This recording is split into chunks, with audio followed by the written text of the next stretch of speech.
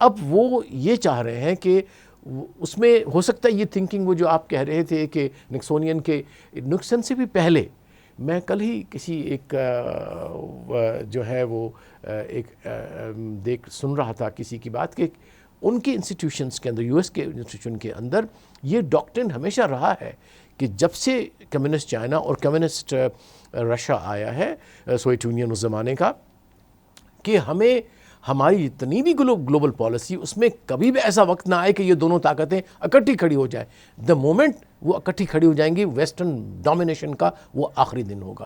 اب وہ آخری دن آ چکا ہے، آنا ہے، یا یہ کیا اس کو معطل کر سکتے ہیں یا اس کو تاخیر سے کرا سکتے ہیں؟ یس، تاخیر ہو سکتی ہے لیکن وہ دن آ چکا ہے جبکہ ایک بہت بڑا الائنس جو ان فورسز کا ہے وہ، آپ کا خیال ہے کہ نکسونین ڈاکٹرن ریپیٹ نہیں ہو سکتا؟ بہت مطلب اس کے اندر مجھے لگتا ہے کہ نہیں ہو سکتا ہے. پاز آ جائے ابھی اس وقت کہ رشیا کسی حد تک جو ہے وہ ریلیکس کر لے اپنی پالیسیز ٹورڈس امریکہ، لیکن میں نہیں سمجھتا کہ وہ بارگین. آپ یہ بتائیں بلوچ صاحب، ایک بات بہت امپورٹنٹ بات کرنا چاہ رہا ہوں آپ جی.